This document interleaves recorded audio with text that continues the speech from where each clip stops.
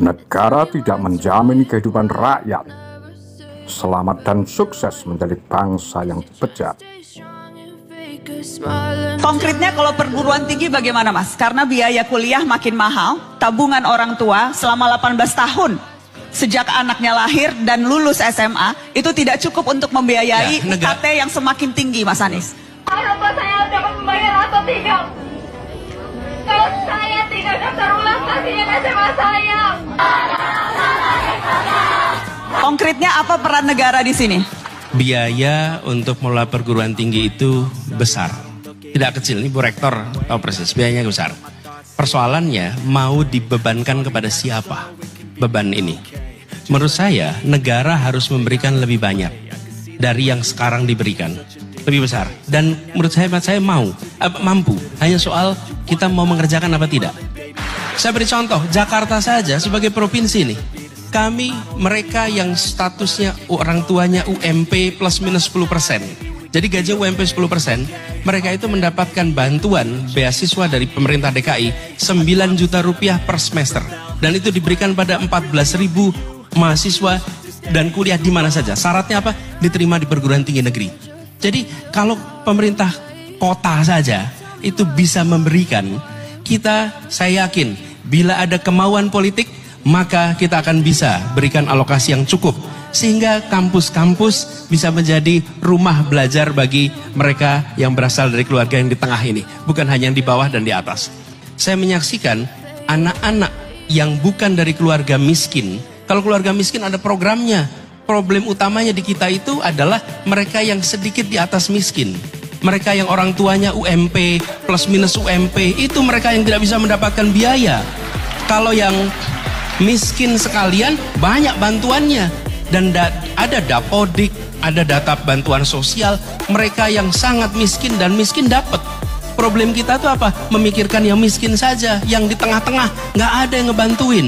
Dan yang di tengah-tengah inilah yang jadi masalah.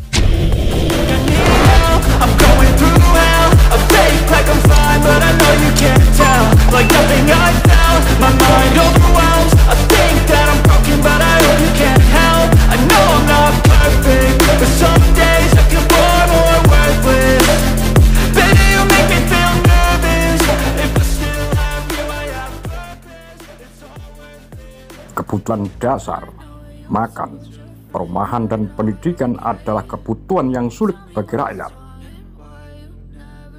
Ekonomi dibangun secara monopoli dengan konglomerasi dan oligarki oleh pemerintah sebagai pengemban dan alat negara untuk mencapai cita-citanya, mencerdaskan dan mensejahterakan kehidupan bangsanya sebagai bentuk tanggung jawab dan perlindungan terhadap kehidupan rakyatnya.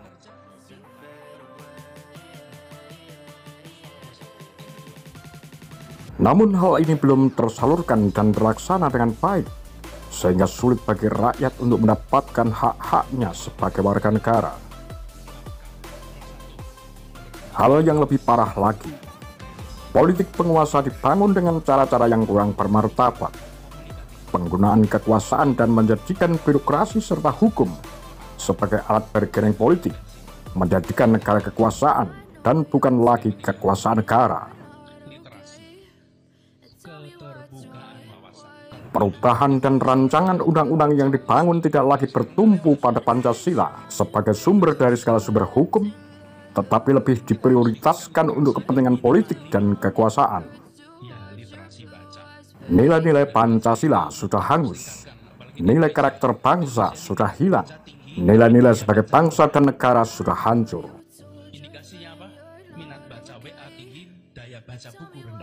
Politik pembodohan rakyat sangatlah ampuh untuk menciptakan kebodohan dan kemalasan.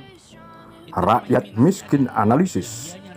Hal ini menjadikan pintu pengukuhan kelanggengan negara kekuasaan.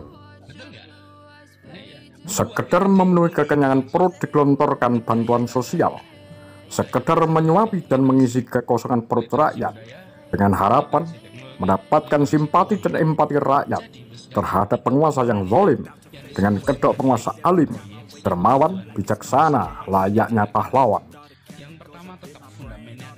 Dari sisi pendidikan, institusi pendidikan hanya digembar-gemborkan dengan sistem pendidikan nasional yang utopi, melupakan roh pendidikan, bagaimana mendidik dan mengajarkan ilmu dan keterampilan kepada siswa dan mahasiswa.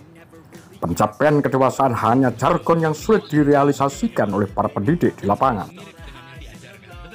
Capaian hasil yang bernuansa euforia dijadikan bahan pencapaian yang luar biasa. Semuanya bohong. Biaya pendidikan yang tinggi dan berat bagi rakyat adalah bukti dan indikator yang kuat jika pemerintah tidak ingin mencerdaskan rakyatnya. Pencapaian dan pendewasaan mental seharusnya sebagai roh pendidikan tergeser oleh pencapaian pengetahuan belaka yang tanpa diikuti sikap mental kedewasaan dari proses pendidikan. Maka jangan bingung kalau output pendidikan membuat pejabat dan masyarakat yang bermental korup, egois, manipulatif, minim nasionalisme. Bagaimana mengembalikan negara kekuasaan menjadi kekuasaan negara? Bagaimana rakyat dijamin kehidupannya, dicerdaskan rakyatnya, dilindungi segenap kehidupannya? Itulah kekuasaan negara.